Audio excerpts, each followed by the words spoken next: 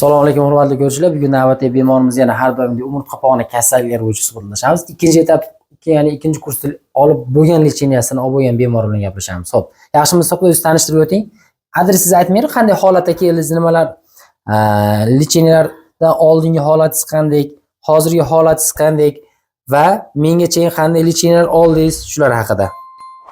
Men Andijondan keldim. Ikkinchi etapga keldim.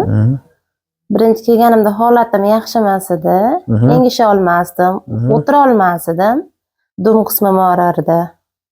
Ya'ni bemorda L4, L5 umurtqada, L2, L3 umurtqada grija kasalligiga chalingan. Hech qayerda L5, S1 yo'q. Bizda-chi bunaqa eng har bitta videomi tushunchasini rosa tushunsachi katta tushunchaga ega bo'ladi bemorlar. Hamma L5, S1, L5, S1 deyaveradi-da. Ve L5, S1 bo'lmasa ham, boshqa umurtqalardan kasal bo'lsang ham putlaringga beradi, ya'ni dumbaga beradi deyman. Imminni L5, S1 degan balo emas, qolganlari ham balo bu umurtqa. Men MR'sini ko'rsatib beraman bu qizda.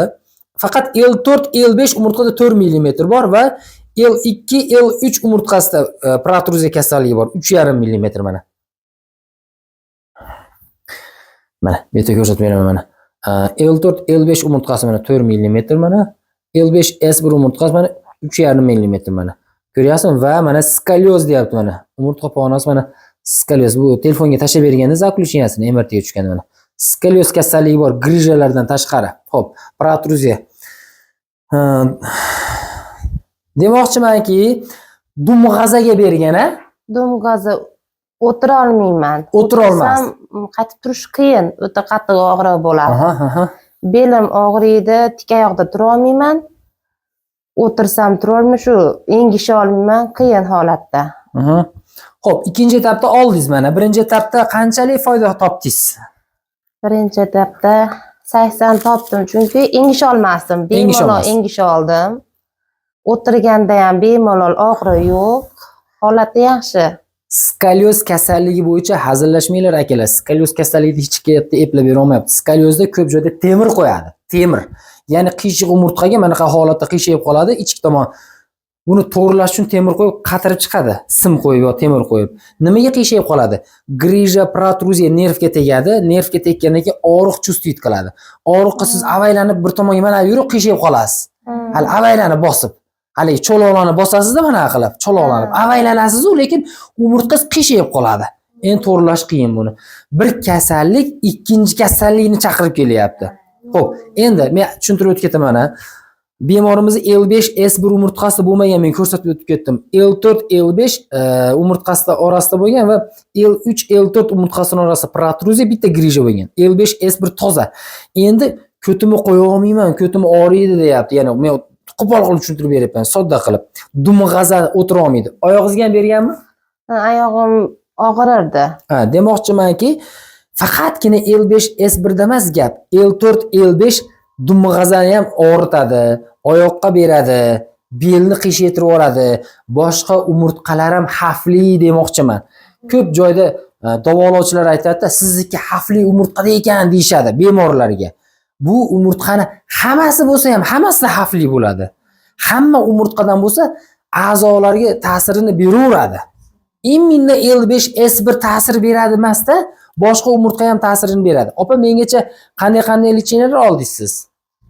Men lecheniya faqat qon oldirib yurardim. Hijama qilgansiz. Hijama qildim. Og'risa diklofenak olardim. Ana shu uchun men ko'p aytaman, grijaga hijamani foydasi yo'q. Sababi bu umurtqa pog'onasini qisilishdan kelib chiqqan narsa.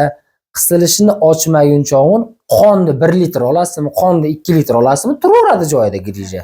Bo'ynimdan ham oldirganman, bo'ynimda ham bor-ku, doktor. Bo'yinda qo'llaringizga berarmidi? Qo'lim yushadi, tepaga ko'tarsam og'riydi, boshim og'riydi, gejgam tortadi. Qo'yib yubordimi shular? Qo'yib yubordi. Yaxshi. Ko'ryapsizmi?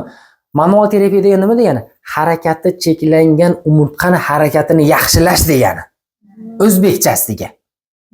Tushundingizmi? Bitingiz bukamiz, tortamiz, yana ko'rsatib beramiz. Ko'pchilik manual terapiyani hozirgacha bilmaydi nimaligini. Lekin ko'ppen desa hamma biladi. O'g'ri qoldiruvchilar, diklofenak desa hamma biladi. Sababi aligimi deb bolaga 1000 so'm berib bor, diklofenak olib kelasiz, adashmay borib olib keladi aptekaga. O'shuning uchun biz nima qilamiz? Manual terapiyani bemorlarga, odamlarga tushuntirib bersak, o'sha manual terapiyani beravergandagina boshlaydi. Manual terapiyani eslatib qo'yishimiz kerak-da. Shunday foydasi bor deb. Tushundingizmi? O'shuncha hadeb men saylayman manual terapiya ol, beling og'ridimi manual terapiya ol. Bu naturalniy tabiiy davolash. Bismillah. Bo'sh qo'ying, yelkangiz orqa. Zo'r bo'ldi. To'g'ri.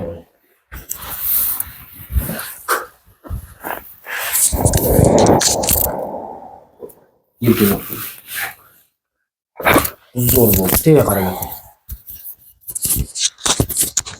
Oldin buni qolmagansiz-a? Yo'q.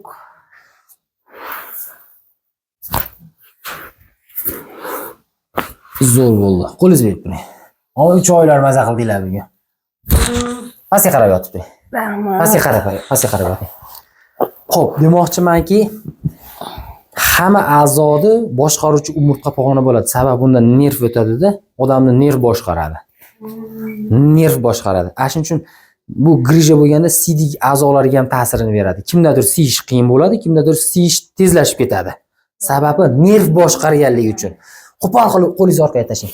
Qo'pol qilib tushuntirib bering yana, sodda qilib. Rasa siygimiz kelib ketdi. Hojatxonaga borsak, hojatxona o'chir. Ushab turamiz siygimizni. Nervga buyruq beryapmiz-da.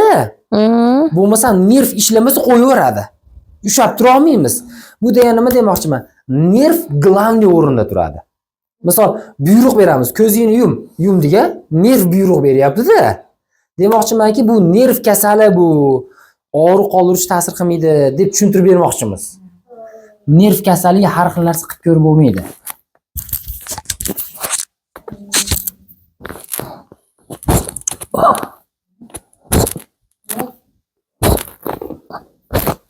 Bo'ldi, shunday yo'q. Maza qildingizmi? Maza qildim, rahmat. Xo'p, biz demoqchimizki, akalar, opalar, umurtqa pog'onalarida qandaydir osteoxondroz respiratorida grija kasalligi yoki skolioz kasalligi bo'lsa, dori-darmon bilan og'riqlarni qoldirib, o'zingizlarni vaqtinchalik chalg'itmanglar demoqchimiz. Dori-darmon og'riq qoldiruvchi nima degani? Och qoringa chupa-chup shumigan degani. Hali ozish kavshanaveradi, qorningiz to'ymaydi. Shunga o'xshab og'rig'ingiz qolaveradi, og'riq qoldiruvchi. Kasalligingiz yaxshi bo'lmaydi. Grija kasalligiga. O'shuning uchun men aytaman, dori-darmonni foydasi yo'q. Aptekachiga foydasi bor. Sotadi-da, u biznes qiladi, bo'ldi. Kasalga foydasi yo'q. Xo'p, sizlarga shifo tilab qolamiz. Bemorlarga tavsiyamiz, umurtqa sohasida qandaydir kasallikka chalinsa, to'g'ri manual terapiya oling o'z atrofingizdan demoqchimiz. Xo'p, sog' bo'lasizlar.